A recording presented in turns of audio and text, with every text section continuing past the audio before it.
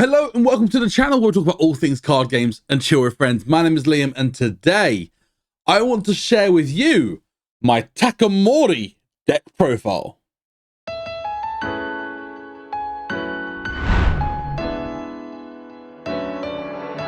Now, if you are new to the channel, please consider hitting that subscribe button, and if you enjoy this video, please let me know by hitting that like button. Check out my other socials, links down in the description, and if you want to support the channel even further, please consider becoming a member and hitting that join button down below. We've had a load of people recently join as members.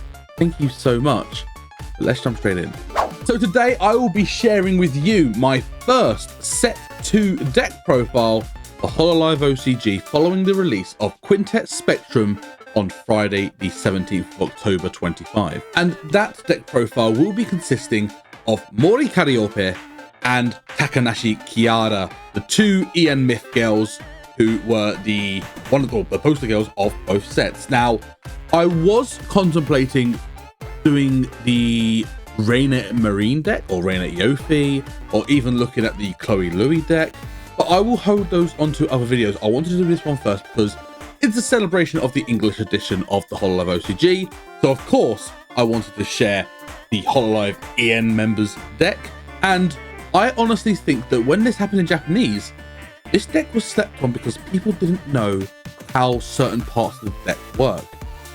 With set 2 in English, however, and people knowing what's coming up in set 3, I think this deck has a lot of potential now that people know how to use it.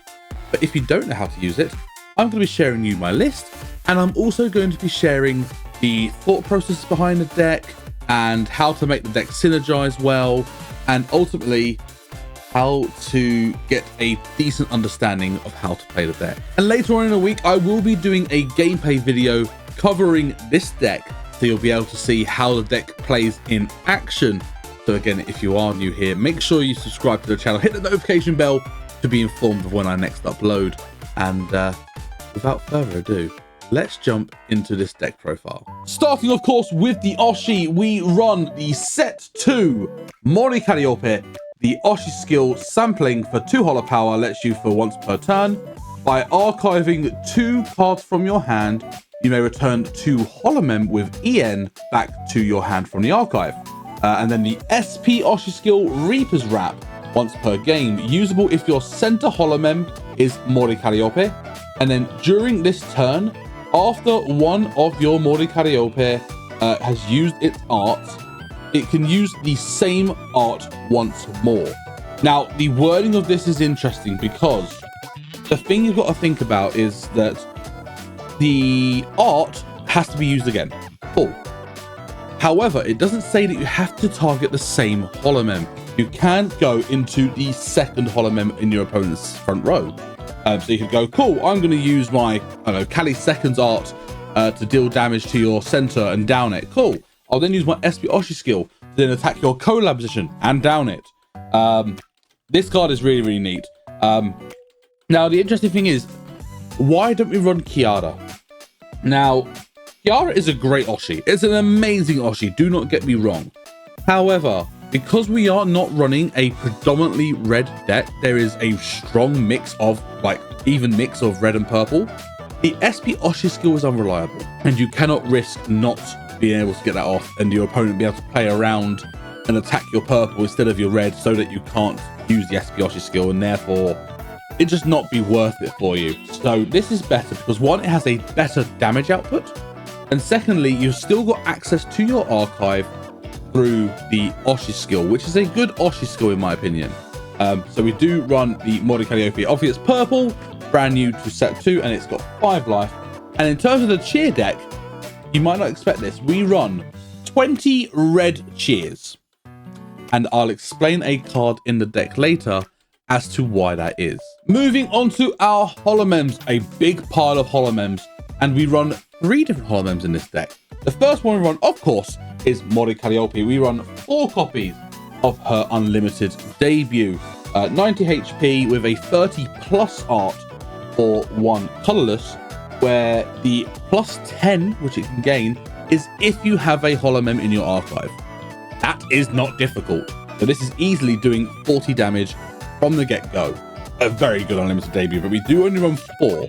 We then run 2 copies of her collab debut for 80 HP, so 10 less HP, sure.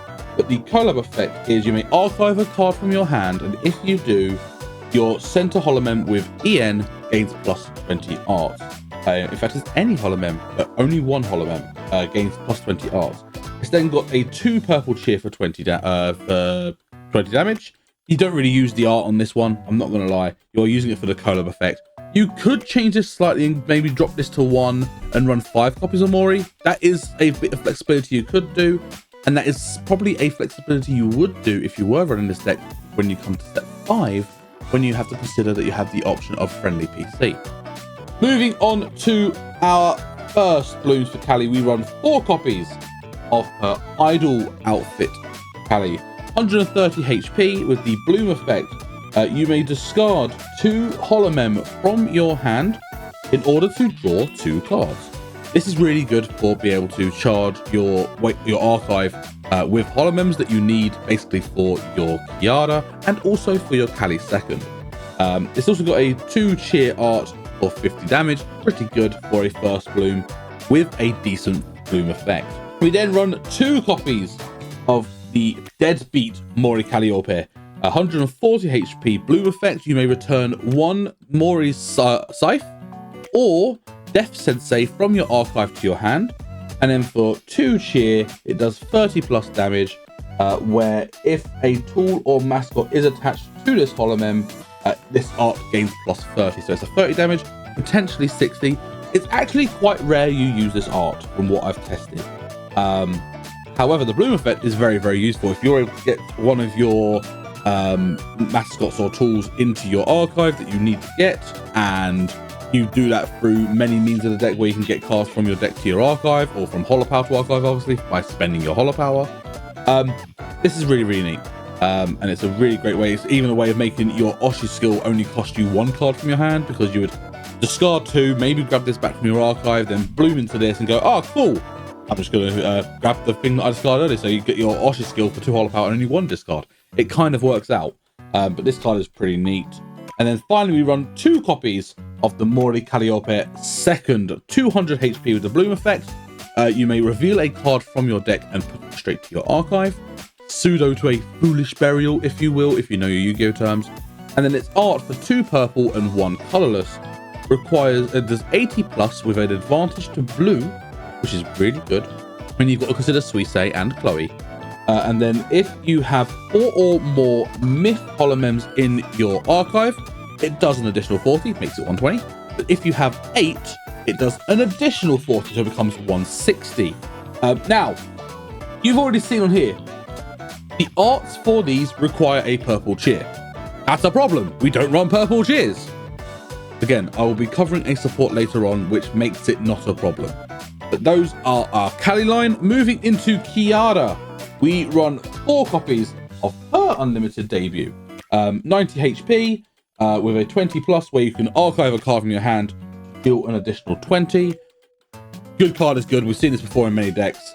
It's just a very good card. We run 2 copies of the Kiara collab effect. 60 HP, bit squishy. But the collab effect is if your center holomem is a bird, i.e. a Kiara in this list, you may archive 1 card from your hand to search your deck for a mascot. That means you can grab Kiara's mascot, or you can grab Calli's mascot. So it gives you a good option to grab those mascots if you need to. Moving on to the first blooms, we run 4 copies of the idol outfit Kiara. 110 HP bloom effect. You may you must look at 3 cards from the top of your deck. Choose a holomem amongst those, reveal it to your opponent, add that card to your hand and put the rest into your archive. A great way of fueling your archive with holomems that you don't want. You could also choose to not add anything from this card by not revealing anything and just send them straight to the archive if you wanted to get that extra holomem in there for your power damage. Yeah, this card is pretty neat. We also run 1 copy of the TAKAMORI Kiara with the Kneel Before Me dummy. 1 red cheer for 50, and then 2 red cheers for 40 with the effect of you may archive a Holomem that is stacked underneath this to deal an additional 40 special damage to your opponent's collab Holomem. It's another great way of getting Holomems under the stack into your archive, which is not usually a way that you're able to get Holomems into the archive. So having another way of being able to get Holomems that might be stuck in a stack and getting them to the archive through this is really, really neat. Finally, we run 3 copies of the second Bloom Kiara, 200 HP, with 2 arts, both advantage to green. For 2 red, it does 70 damage, and then for 3 red, it does 80 plus, where it gains 10 damage for every Holomem in your archive. And then you must return 6 cards from your archive, 6 Holomems from your archive to your deck. If you have less than 6, you just do as many as you physically can, i.e. all of your Holomems. But it's a great way. You do get through your deck extremely quickly in this deck. So this is a great way to ensure you don't deck out, basically. And that's the Kiara line. And the final Holomem we run, these cards are great. The issue is that EN or Myth does not have any good cheer ramp. So with set 2, of course, we run Sakamata Chloe, 2 copies of her debut, 110 HP, 30 damage art for a colorless cheer. And of course, we then run 3 copies of the Sakamata Chloe first. On Bloom, you look at the top 3 cards of your cheer deck, choose one of those and attach it to one of your Holomems and put the other 2 or the others to the bottom of your cheer deck. And again, it's got a 30 damage art for 1 colorless cheer, and again 110 damage. You're not using this for the art, and I would love to run 4 copies of this. The problem is with this deck, the space is so tight that you haven't got room to run a 4th Chloe, unfortunately. There's other cards that I'd want to run more copies of, but I can't purely because of the space. But with that, we have 14 Calli, we have 14 Kiara, and we have the 5 Chloe. That is a total of 33 Holomem. But yeah, that's the Holomem lineup. Let's move on to our supports. Starting off with our limited, of course, we run 4 copies of Hadosaki Nodoka, draw 3 cards. Probably one of the best limited cards in the game. It's a 4 of in basically every deck. We are seeing it drop to 3 in other decks for the preference of this card, Mikorone 24. And that was a temptation. However, you need to get cards to your hand to discard more guaranteed. And Mikorone does have a chance of whiffing. So it's first of all, it's a draw 2. And then you roll a die. If it is a 3, 5, or 6, i.e. Mikoro, you get to reveal a debut from your deck to your... reveal a debut Holomem from your deck and add to your hand. If you draw a 2 or 4, plus 24, you get to draw an additional card, so it becomes an Nodoka. But if you roll a 1, you get no additional effect, and you just get a draw 2. So I would rather make sure I get the cards to my hand, and that's why I prefer Nodoka over Mikorone, in my opinion. We run 1 copy of Certain Makes My Enemy. There are times where this card is super clutch. You have to draw into it. There's no way of getting to it. But you are drawing a lot in this deck, so your chance of getting it to hand is pretty good. And we also run 1 copy of Manager Chan. Now, I was running this at 2 and running 2 Mikorone.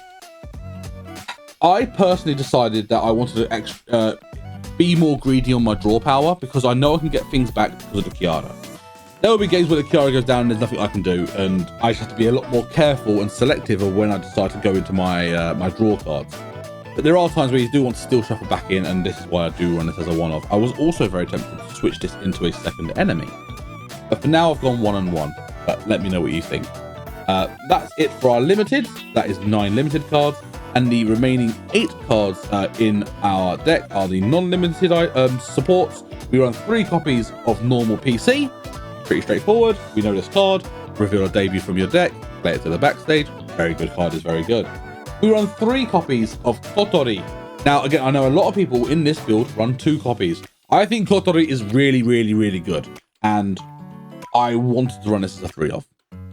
So I'm running it as a 3 of. For those who don't know what it does, the Holomem with this mascot attached, in the center or color position, takes minus 10 damage. And that's for every instance. So if it's like 2 or 3 instances happening, it'll be minus 10, then minus 10, then minus 10 again. Then it's got the additional effect if attached to a Takanoshi Kiara.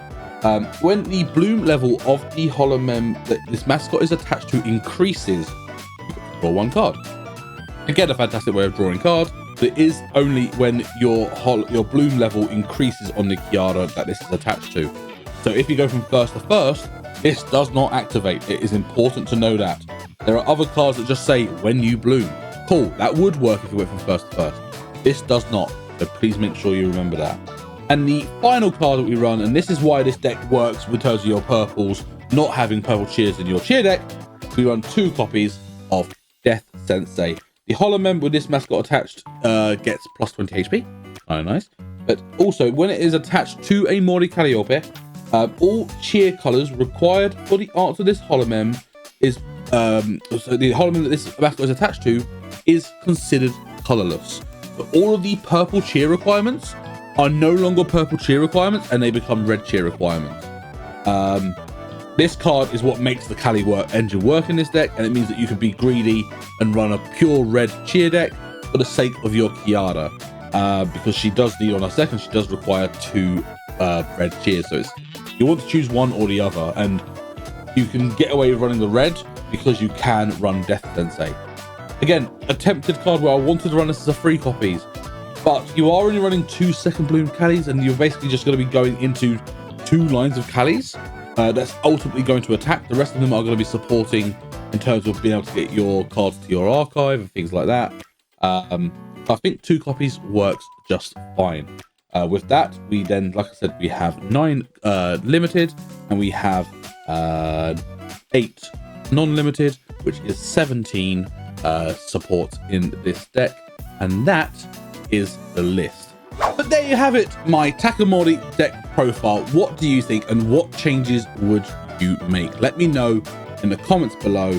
I'm super intrigued to what you think about the support ratios, or whether you think you could be a little more greedy on your holomems and maybe change some of the debut mixes. I'm genuinely super curious, so please let me know in the comments below.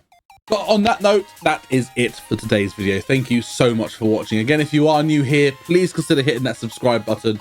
And if you enjoyed this video, please let me know by hitting that like button.